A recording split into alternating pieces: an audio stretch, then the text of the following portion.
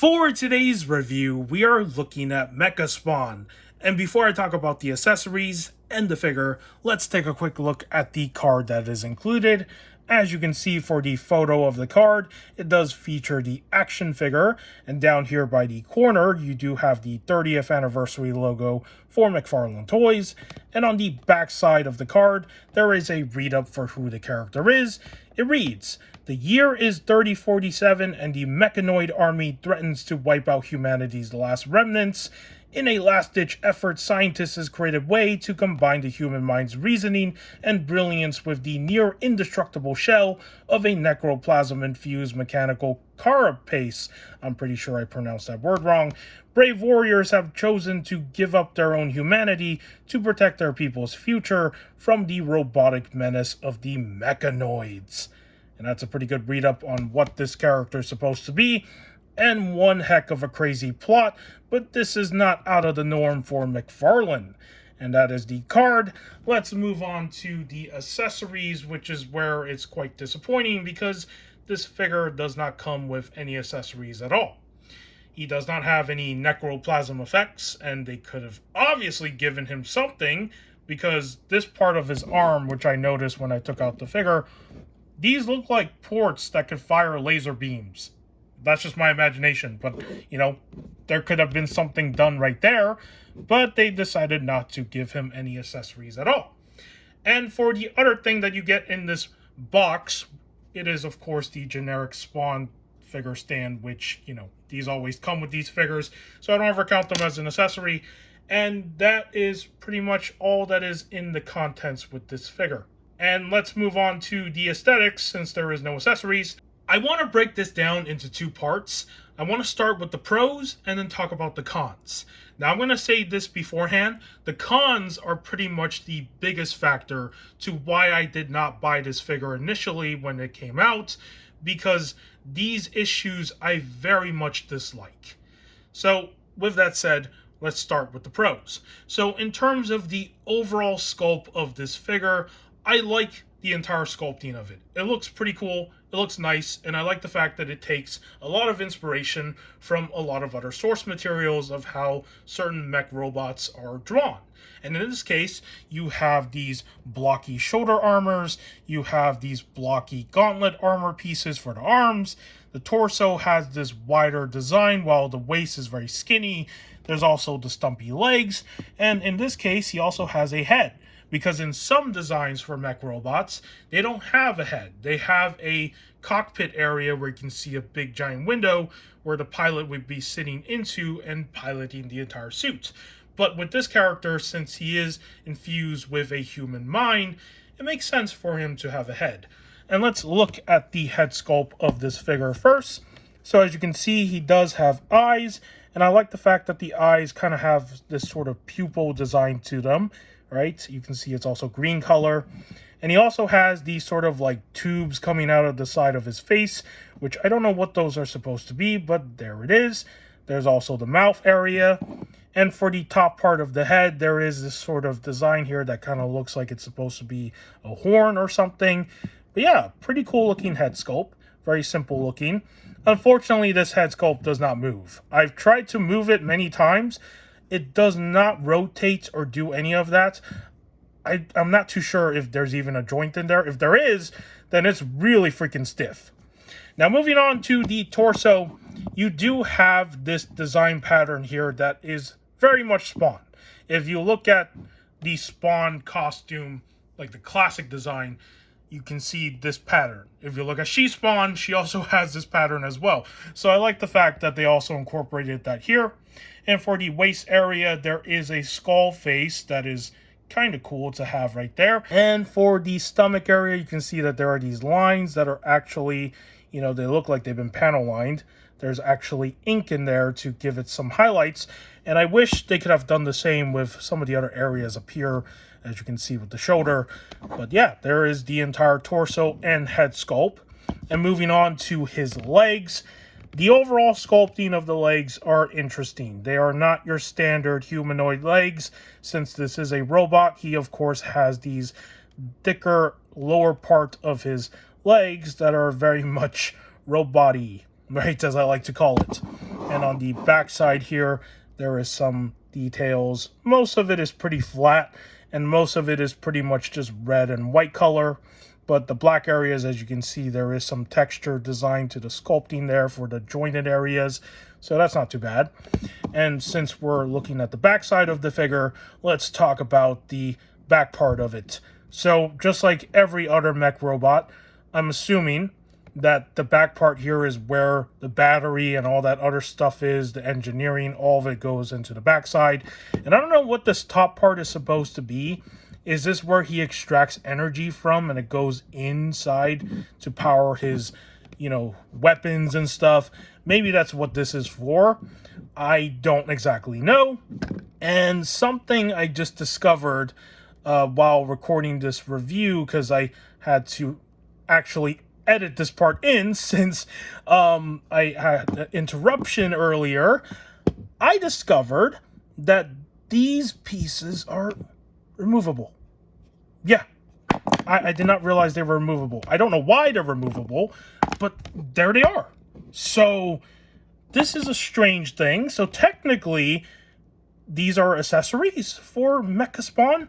I'm not sure if they are, because he can't use them as weapons. And I don't know why they made them separated for whatever purpose. Like, is this just a play gimmick? I don't think so. But yeah, there it is. And this is what they look like, not on the back of the figure.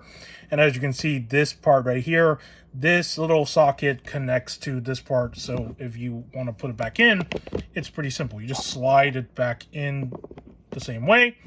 And it actually stays on pretty tightly, surprisingly. So it's not going to fall off really easily. But it is an interesting detail right there to point out. And moving on to his arms. As you can see, the arms have this sort of sculpting that is very much a robot. You got this sort of outer shell, and then you have this inner part where you can see some of the wiring and some of those details, which are the same sculpted details, kinda like the Deviant here. So if you look at the legs, you can see a little bit of that. My camera's not really focusing, is it? Oh, it is. Yeah, there's a little bit of it, but it's not exactly all there. So there is similar sort of sculpt details. And for the gauntlets here, I like the design that I see with this. It's very detailed with the sculpting, but it does lack a lot of paint details. They could have actually painted this a little bit different. Which actually, we'll talk more about that in the cons. You do have the screw area right here for the lid, whatever the circular thing is for. Maybe this is another area for like charging power. I'm not too sure, but you can see that same design with the shoulders. So yeah, there are these areas on 4 parts of the design of this mech robot that has these sort of areas that I assume are maybe for like a charging port for where he gets his energy from. Maybe they go to the back part of this thing right here. That's just my assumption. And for his fingers, I like the way that these are sculpted. They're very cylindrical in terms of their shape. There's also sculpt details with the palm of his hands, and he only has 4 fingers. And this area right here, I'm not too sure what those are supposed to be. I'm just assuming that they're probably like where he fires lasers from. But yeah, that is pretty much the majority of the sculpt details for this figure. They did a good job. Now, I want to move to the cons, because as much as I like the sculpt, you can tell that it lacks a lot of paint details in a lot of places. And especially if you look back to the photo of the card right here, look at the details that are missing. There's a Spawn logo right there that's supposed to be on this side of the arm. There is supposed to be this text that is painted across his leg. Where are these details? Right? Like, why are they not present? Is this supposed to be the original figure from 2008? Because on the back of the packaging, there is literally a text that says, original release in 2008. I'm not sure if they're talking about the original figure. Is this image of the original figure?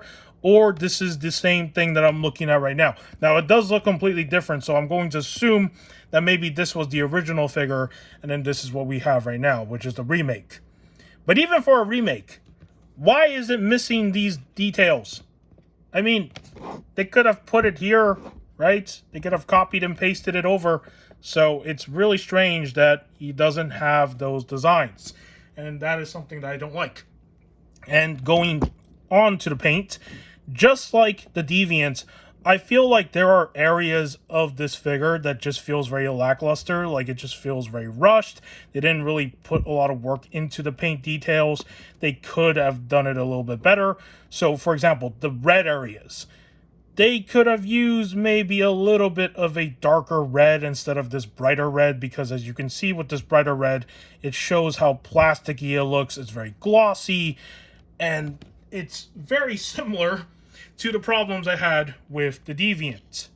These two figures are supposed to represent the 30th anniversary for Mcfarlane, and, you know, for $30 figures here, they could have done a little bit of a better job with the paint, right? So that's a nitpick that I have. And also the material that they use for the plastic, I'm not sure how to describe this, but it's very oily.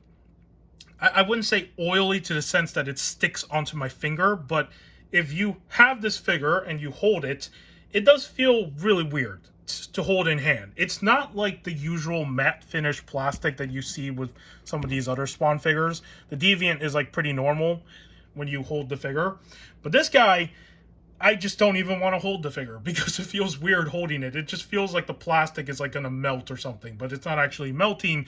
So I don't know what's going on there. And the other thing I don't like is the lack of articulation with these arms. They did not sculpt an articulated joint in the arm. So the only articulation that this arm has is the bicep swivel, and of course the movement up here with the shoulder. But when it comes to a single jointed articulation for a Ben, he does not have that at all. I don't know if they did this intentionally because they were just trying to make it similar to the original figure that they were trying to remake to have certain elements of nostalgia, or this was just a rush job and they just forgot to give him an articulated joint. Because the Deviant, even though he doesn't have a double jointed arm, he still has a single jointed arm, which is something that this guy doesn't even have. So that is one thing that I don't like as well.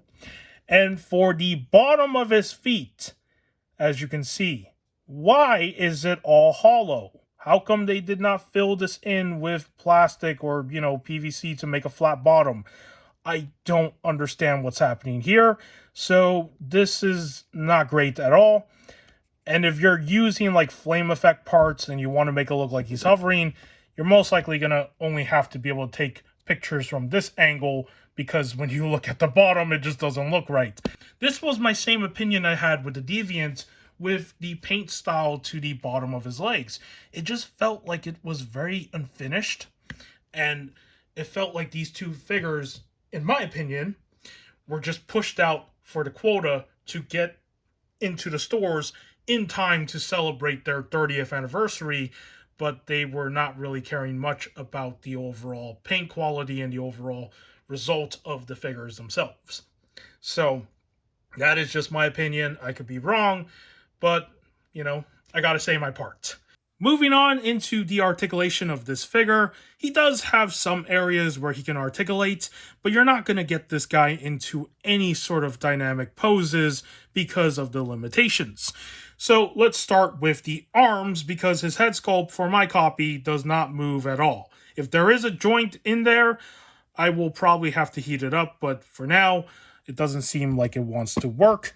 So his arms can only go out this much. Not the best. He can lean upward like this and swing all the way back. So that's not a problem. And for the lower part of the arm, everything is just moved by this bicep swivel. There is no articulation, as I said, with the joint right here. There's nothing there. And there's no articulation even with the hands. For his torso, he does have a range of motion, as you can see, which is not bad at all. It does want to move at least. He can lean back, revealing more of the pattern right there. He can lean a little bit forward, but it's not the best ab crunch. And then for his legs, he cannot do the splits. It is very tight. So all he can do is just move his legs like this which is not great at all. He can do a bend, right, single jointed, and there is a rotation down here so you can rotate the leg. And that is pretty much all the articulation for Mecha Spawn. Now it's time for some comparisons, and let's start off with the Deviant so you can get a sense of what the two figures look like next to each other since they are from the same wave. And in terms of the theme here, it is very much fitting. You have a cyborg, if I remember correctly, and you also have a mech robot. So I like the fact that the themes are aligned. Now, in terms of scaling, I'm not too sure if this is accurate because in my mind, I assume Mecha Spawn is supposed to be bigger than the Deviant. He should have been a mega fig in terms of his size, but for some reason they decided to make him just a regular size Spawn figure, so that is an interesting choice. Maybe it was a budget reason, I don't exactly know. But in terms of my overall opinion on both of these figures when it comes to, things I like and things I dislike about them, it's very much similar. So, my opinions on both of these figures are just my opinions.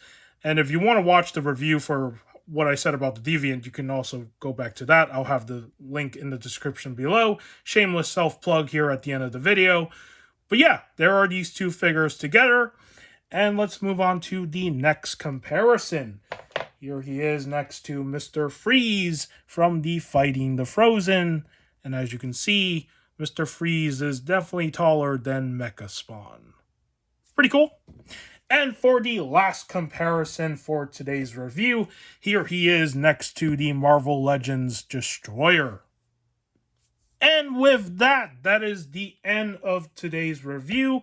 If you found today's review of Mecha Spawn informative, do give this video a like. If you want to subscribe to the channel and follow for whatever I do on here, whether it's action figure content and other things, it would be much appreciated. And with that said, take care and I will see you in the next video.